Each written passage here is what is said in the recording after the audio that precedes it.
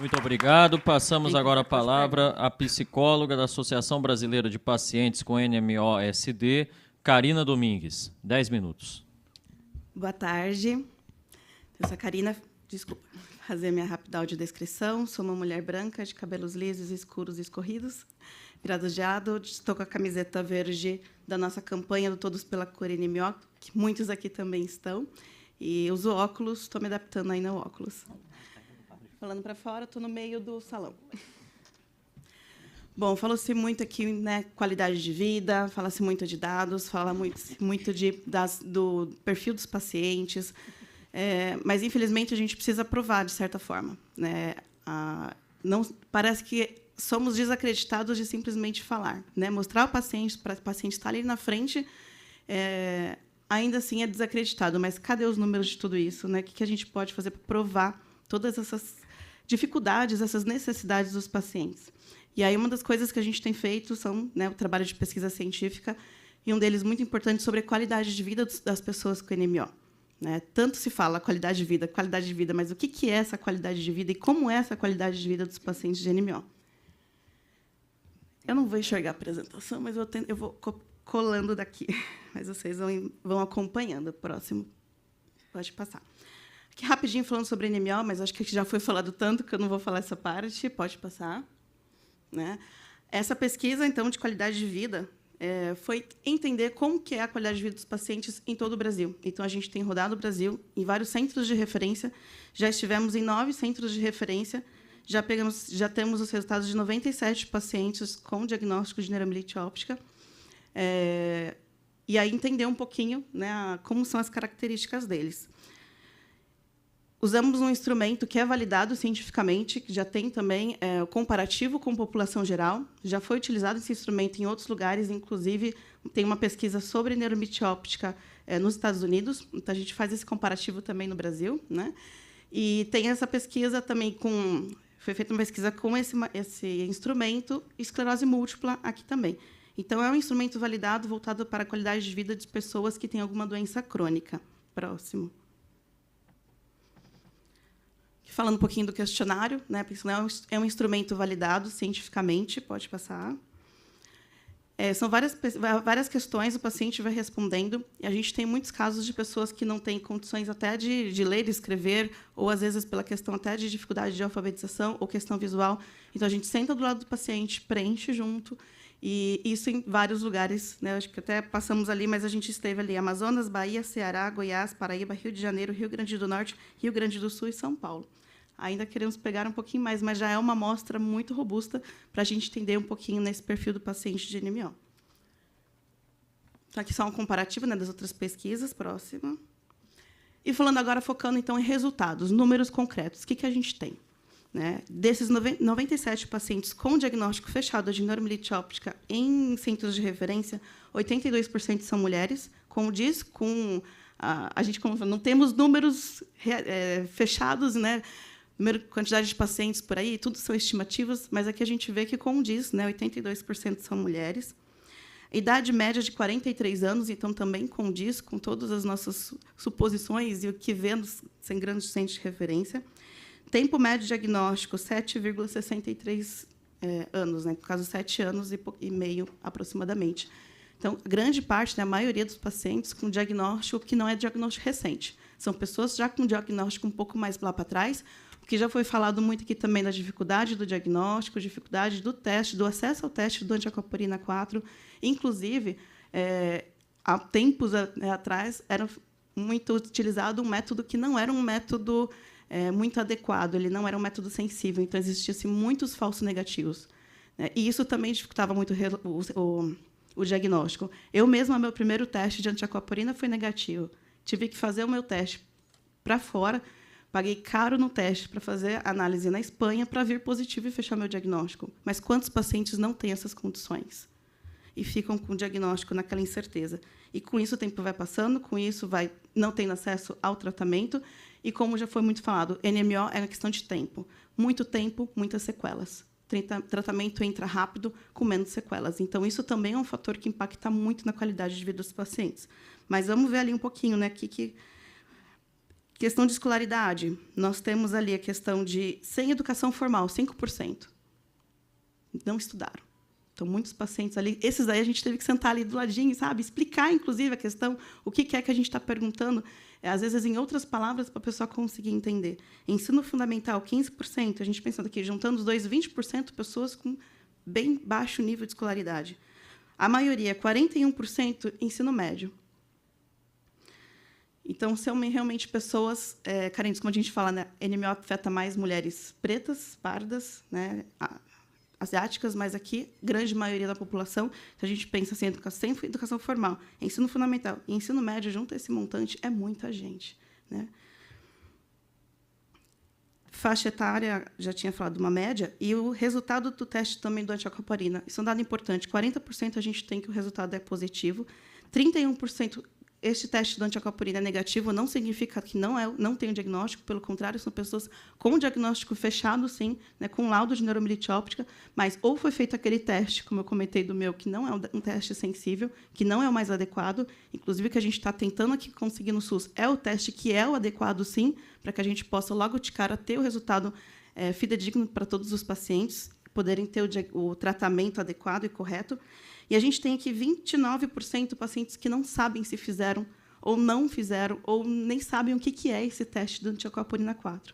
Pacientes com diagnóstico, eles não sabem nem o que é, muitas vezes, o que é um teste de aquaparina. E a importância da gente ter a informação, né? Pode passar para o próximo. Um pouquinho das sequelas. A gente falou, então, aqui 7 anos, mais ou menos, aqui de diagnóstico, tempo de diagnóstico dessas pessoas. Ao tempo, né, que eles os testes agora são muito mais... a gente está falando de coisas atual, né, o acesso ao teste, a gente está falando de coisas atuais, de mais informação sobre a doença, profissionais capacitados, centros de referência, né, até como já foi comentado, o paciente chegar num outro profissional e saber que NMO existe, isso leva tempo, isso é uma coisa que a gente tem trabalhado aos pouquinhos, mas tempos atrás, né, como essa grande maioria dos pacientes não tem. Então, a questão de sequelas são muito grandes. Grande maioria, a gente tem que elencado por tipos de sequela, mas somente 12% dessas pessoas não têm nenhuma sequela. Ou seja, olha o tanto de pessoas que têm, sim, alguma sequela, e isso bem, muito provável pela questão da demora do diagnóstico, demora do tratamento adequado.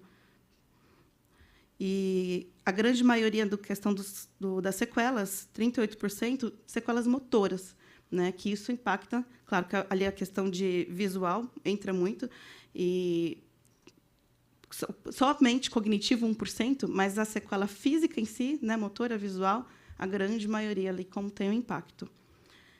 E aí o que eu quero focar no próximo, então, aquele instrumento de qualidade de vida, como que está a qualidade de vida das pessoas com NMO. Esse teste ele divide em vários níveis, que seria capacidade funcional, limitação por aspectos físicos, limitação por questão de dor, estado geral de saúde, vitalidade, aspectos sociais, limitação por aspectos emocionais e saúde mental em geral. Nesse limite, 100 seria ótimo, está maravilhoso, 0 está muito ruim, está anulado praticamente. E se você parar para olhar os níveis, praticamente todos eles estão abaixo de 50%, abaixo do número de 50, ou seja, abaixo, né, do nível que deveria pensar que sim, que seria uma média, né? Mais ou menos, digamos que seria 50, todo mundo abaixo. Essas aqui são as médias. Próximo. E os principais que têm ali um impacto muito alto, limitação por aspectos físicos, ou seja, baixa qualidade de vida, porque tem alguma limitação física. E a limitação por aspectos emocionais. A qualidade de vida baixa, porque está ruim emocionalmente. Então, olha como a neuromielite óptica, né, se a gente pensar, não é só a doença em si, mas aqui principalmente as sequelas, as coisas que a doença acarreta também, o pós. Então, será que se a gente não conseguir tentar trazer os diagnósticos mais rápido, se a gente conseguir tentar fazer o tratamento mais rápido, tem menos sequelas físicas, né, e também, principalmente, essas questões emocionais, porque a não conseguir trabalhar mexe emocionalmente. Quem aqui não ficaria mexido se perdeu o emprego? Não vou nem pedir para levantar a mão aqui, que eu sei que vai ser, né? Mas, assim, todo mundo perdeu o emprego, vai ser chocante, vai ficar triste. A não ser que o emprego fosse muito ruim, você está trocando por um melhor, mas não é o caso aqui. A gente está falando de perder o emprego, que muitas vezes a pessoa estava indo muito bem, às vezes era aquele emprego dos sonhos, e a pessoa simplesmente perde para nunca mais poder voltar. Olha como isso mexe. né? Ou então, uma mãe que não consegue cuidar dos filhos. Eu mesma, eu fiquei limitada, eu precisei ficar na cadeira de rodas por um tempo e não conseguia cuidar dos meus filhos pequenos. Quando eu tive o diagnóstico de neuromielite óptica, quase 9 anos atrás, meu filho mais velho tinha 1 ano e meio. Eu ficava deitada na cama, que não conseguia ter força para mexer. Ele puxava a minha perna para fora da cama e falava, vem, mamãe. E por conta de tratamentos off-labels, por conta de não ter acesso às medicações que a gente tem hoje em dia, fui tendo diversas infecções, fui tendo diversas dificuldades. E há 1 ano atrás, eu estava no hospital numa UTI com meningite, por várias infecções que eu tive. Fiquei 3 meses praticamente seguidas no hospital. Como que fica o emocional de uma mãe com 2 filhos? Porque nesse meio tempo ainda tive, né, as coisas boas, os momentos bons. Eu tive mais uma filha, minha pequena, a Laurinha. Os 2 eram para estar aqui juntos também, era para estar aqui com a família toda, mas daqui eu vou direto para o centro de infusão, que eu tenho medicação. Mas como que fica o coração de mãe? Como que fica o emocional? Não fica bem enquanto a gente não está estável. Próximo slide, por favor. E aqui, muito chocante, comparativo com a população geral. Então, que existe um estudo daquele instrumento, porque é importante usar instrumentos validados e sérios, porque aqui é a população normal, a população geral. Pessoas com problemas de saúde, problemas crônicos, né? Vamos falar assim, pessoas normais, né? E olha como é gritante o comparativo das pessoas com neuromielite óptica. Então, será que impacta? Será que a dificuldade do tratamento, a dificuldade do diagnóstico impacta? Então, só da boca para fora, a gente está aqui falando, ficamos aqui, né, tantas horas discutindo sobre o porquê é importante o tratamento. Está aqui, ó, por que a gente precisa tudo acelerar? Por que a gente precisa ter acesso? Por que a gente precisa ter acesso ao diagnóstico, acesso aos medicamentos? É isso.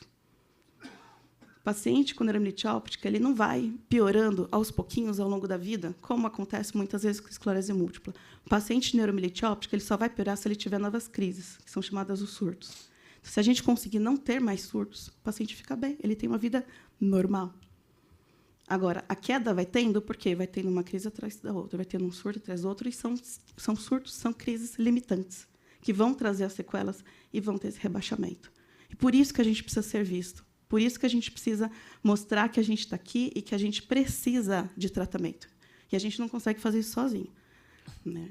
Tentamos por tantos anos. Mas a gente precisa do apoio de todos vocês. A gente precisa do apoio político, apoio médico, apoio de familiares, apoio de tudo.